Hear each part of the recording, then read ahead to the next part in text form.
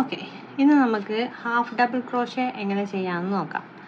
അതായത് ഡബിൾ ക്രോഷയുടെ മുന്നേ single crochet കഴിഞ്ഞിട്ട് ചെയ്യുന്ന സ്റ്റിച്ചാണ് ഹാഫ് ഡബിൾ ക്രോഷേ. അപ്പം ആദ്യം നമുക്ക് ഹാഫ് ഡബിൾ ക്രോഷേ എങ്ങനെ ചെയ്യാമെന്ന് നോക്കാം. അതിൽ നമ്മൾ ആദ്യം വേണ്ടത് ചെയിൻ സ്റ്റിച്ചാണ്. ഈ ഹാഫ് ഡബിൾ ക്രോഷയുടെ സൈനും അതുപോലെ തന്നെ ഷോർട്ട് ഫോമും പിക്ചോറിയൽ റെപ്രസെൻറ്റേഷനിൽ എങ്ങനെ നമുക്ക് കാണാമെന്നുള്ളതും അല്ലെങ്കിൽ നമുക്കൊരു പാറ്റേൺ കിട്ടിയാൽ എങ്ങനെ മനസ്സിലാക്കാമെന്നുള്ളതും ഒക്കെ സൈഡിൽ ഞാൻ കൊടുക്കുന്നുണ്ട്.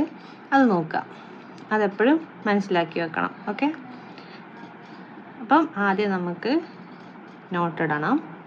നോട്ടിട്ടതിന് ശേഷം 1 2 3 4 5 6 7 8 9 10 ചെയിൻ സ്റ്റിച്ചാണ്. 11 12 13 14 15 16 17 18 19 20 20 ഞാൻ എടുക്കണുള്ളൂ. സിമ്പിളായിട്ട് പെട്ടെന്ന് ചെയ്ത് കാണിച്ചു തരാനാണ്.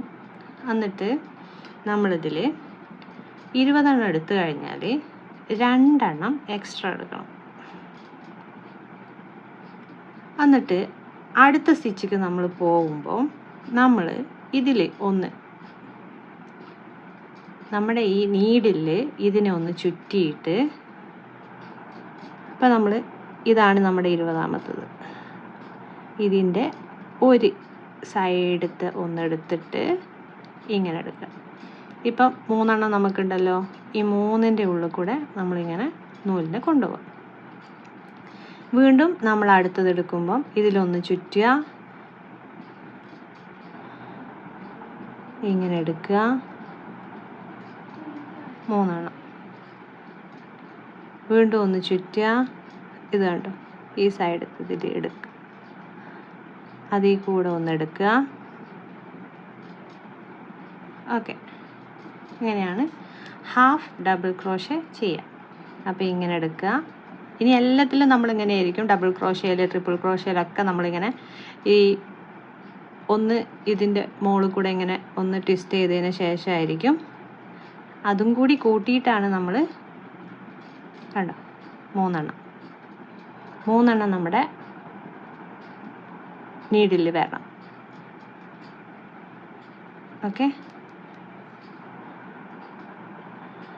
ഈ സ്റ്റിച്ചിൻ്റെ ഉള്ളിൽ കൂടെ എടുക്കുക. ഇപ്പം 3 വന്നല്ലോ, ഈ 3ത്തിൻ്റെ ഉള്ളിൽ കൂടെ എടുക്കുക. വീണ്ടും അതാ. ഓക്കെ, വീണ്ടും ഇതാ നമ്മളിങ്ങനെ എടുക്കുന്നു. ഓക്കെ,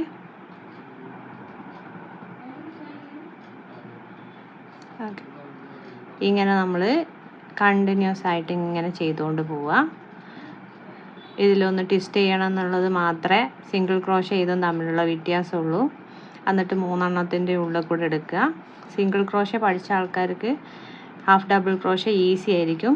കാരണം അതിൽ നമ്മൾ ജസ്റ്റ് ഈ നീഡിൽ ഒന്നും കൂടി ഇപ്പം ഇങ്ങനെ കിട്ടിയത് ഒന്നിങ്ങനെ ട്വിസ്റ്റ് ചെയ്തിട്ട് അടുത്തത് കൂടെ എടുക്കുന്നതെന്ന് മാത്രമേ ഒരു വ്യത്യാസം വരുന്നുള്ളൂ. അപ്പം ഇങ്ങനെ നമ്മൾ ഇത് കംപ്ലീറ്റ് ചെയ്യാം. ഓക്കെ,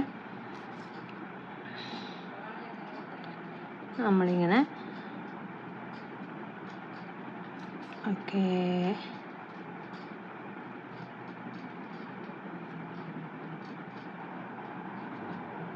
എത്ര ക്രോഷേ എടുത്തു?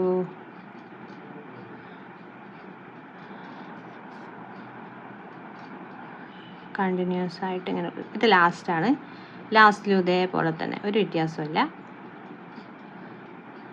എടുത്തതിന് ശേഷം ഇതാണ് നമ്മുടെ ഹാഫ് ഡബിൾ ക്രോഷേ. നല്ല ഭംഗിയുള്ള സ്റ്റിച്ചല്ലേ.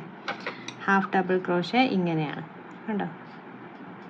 ഇതിലും നമുക്ക് ഗ്യാപ്സ് ഒന്നും ഉണ്ടാവില്ല. അപ്പം നമുക്ക് ഈ സ്റ്റിച്ച് കൊടുത്തു കഴിഞ്ഞാൽ നമുക്ക് എന്തും ഉണ്ടാക്കി കഴിഞ്ഞാൽ അതിൻ്റെ ഇടയിൽ ഒരു ലൈനിങ് കൊടുക്കണം നിർബന്ധമൊന്നുമില്ല. നമുക്ക് സിപ്പൊക്കെ കൊടുത്തിട്ട് പെട്ടെന്ന് തന്നെ ഒരു തൊപ്പിയാണെന്നുണ്ടെങ്കിലും അല്ലെങ്കിൽ നമ്മളൊരു പേഴ്സോ ബാഗോ ഒക്കെ ഉണ്ടാക്കുകയാണെന്നുണ്ടെങ്കിൽ നമുക്ക് പെട്ടെന്ന് ഉണ്ടാക്കിയെടുക്കാൻ പറ്റുന്ന ഒരു സ്റ്റിച്ചാണ്. അതായത് ഗ്യാപ്സേ വരുന്നില്ല. അപ്പോൾ നമുക്ക് അതിൽ ലൈനിങ് കൊടുക്കേണ്ട ബുദ്ധിമുട്ടൊന്നും വരുന്നില്ല. ഓക്കെ, ഇനി നമ്മൾ അടുത്ത ലെയർ സ്റ്റിച്ച് ചെയ്യുമ്പം സിംഗിൾ ക്രോഷേയിൽ പറഞ്ഞ പോലെ തന്നെ പക്ഷേ ഇതിൽ നമ്മൾ ഒരു ചെയിനിന് പകരം 2 ചെയിൻ കൊടുത്താലേ നമുക്ക് ഈ ഒരു വീതി ഇവിടെ കിട്ടുകയുള്ളൂ സ്റ്റാർട്ടിങ്ങിൽ. ഇല്ലെങ്കിൽ അത് കൂനി കൂടിയ പോലെ നിൽക്കും.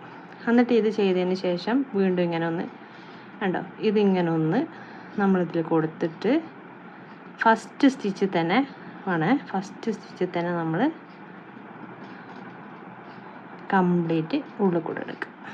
വീണ്ടും കൊടുക്കുക, ട്വിസ്റ്റ് ചെയ്യുക, ഉള്ളിലൂടെ എടുക്കുക, വീണ്ടും കൊടുക്കുക.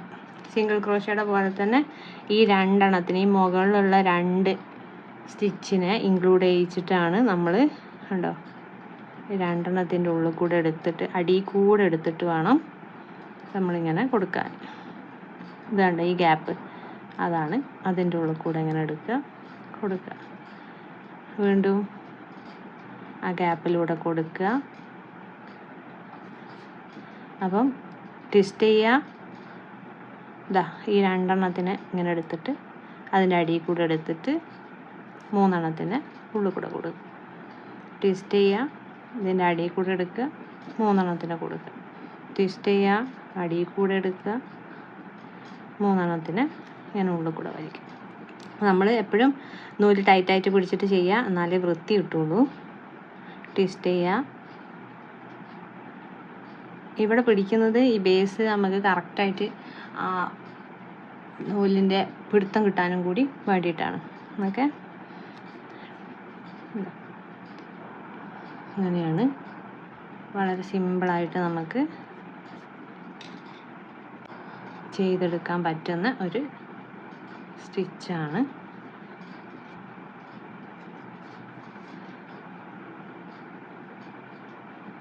Single half double crochet.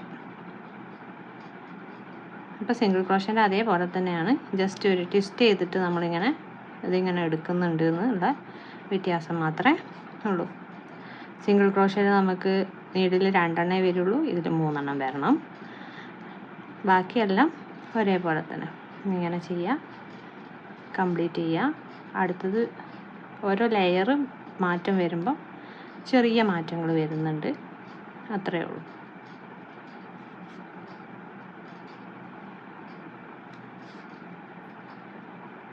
ഏറ്റവും ലാസ്റ്റത്തത് വരെ, അതായത് ഇവിടെ നമുക്ക് 2 എണ്ണം കാണൂലേ, ഈ 2 എണ്ണം കാണുന്നത് വരെ നമ്മൾ ചെയ്യണം. ഓക്കെ,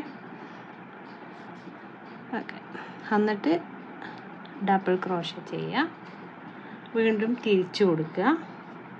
വീണ്ടും ഇതേപോലെ തന്നെ ഇതിൻ്റെ അടിയിൽ കൂടെ ഇങ്ങനെ ആദ്യം ചെയ്തതിൻ്റെ സ്റ്റിച്ചിൻ്റെ ഫസ്റ്റത്തെ ലെയറിൻ്റെ അടിയിൽ കൂടെ ഇങ്ങനെ നമ്മൾ എടുത്തിട്ട് വീണ്ടും സ്റ്റിച്ച് ചെയ്ത് കൊണ്ടുപോകാം. അപ്പം ഇങ്ങനെ ഒരു 4 ലെയർ ചെയ്തതിന് ശേഷം നമുക്ക് കാണാം. അപ്പം ഇതാണൊരു 5 ലെയർ നമ്മൾ തുന്നിയത്. ഉണ്ടോ, ബ്യൂട്ടിഫുൾ ആയിട്ടുള്ളൊരു പാറ്റേൺ അല്ലേ.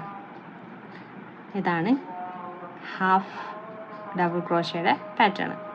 ലാസ്റ്റ് നമ്മൾ ഇതിനെ ഇങ്ങനെ അതിൻ്റെ ഉള്ളിൽ കൂടെ എടുത്തിട്ട് കട്ട് ചെയ്ത് കഴിഞ്ഞാൽ നമ്മുടെ പ്രൊജക്റ്റ് കംപ്ലീറ്റ് ആവും. 2 സൈഡ് ഉണ്ടായിരിക്കും, അതിൽ ബ്യൂട്ടിഫുള്ളായിട്ട് ഇങ്ങനെ വരുന്ന സൈഡാണ് ഇത്. കണ്ടോ, ഇവിടെ ഇങ്ങനെ ഒരു ഒറ്റ ലൈനായിരിക്കും, ഇവിടെ നമുക്കിങ്ങനെ വേറെ 2, 3 ലെയേഴ്സ് കണ്ടോ ഇങ്ങനെ കാണാൻ പറ്റും. ഇതാണ് നല്ല സൈഡ്. അപ്പം ഇത് വെച്ചിട്ട് എത്ര നീളം വേണോ അത്ര നീളത്തിലുണ്ടാക്കി കഴിഞ്ഞാൽ പഠിക്കുകയും ചെയ്യാം. അതുപോലെ തന്നെ ഷോളൊക്കെ നമുക്ക് വേണ്ട വീതിയിലും നീളത്തിലും നീളം അളന്നിട്ട് എടുക്കുക. എന്നിട്ട് ഈ പാറ്റേൺ എത്രത്തോളം നമ്മൾ ചെയ്യുന്നോ അത്രത്തോളം നമുക്ക് പഠിക്കാൻ പറ്റും. അപ്പം നീളത്തിലെടുത്തതിന് ശേഷം ചെയിൻ സ്റ്റിച്ച് കൊടുക്കുക, എന്നിട്ട് ഹാഫ് ഡബിൾ ക്രോഷേ കൊടുക്കുക. എന്നിട്ട് നിങ്ങൾക്ക് ഈ ഷോള് അതുപോലെ തന്നെ ബാഗ്, പേഴ്സ് എന്ത് വേണമെങ്കിലും ഈ സ്റ്റിച്ച് വെച്ചിട്ട് ഉണ്ടാക്കാം. നല്ല ഭംഗിയായിരിക്കും കാണാൻ. ഓക്കെ, അപ്പോൾ ഇനി നമുക്ക് അടുത്ത സ്റ്റിച്ചായിട്ട് അടുത്ത ക്ലാസ്സിൽ കാണാം. ബൈ.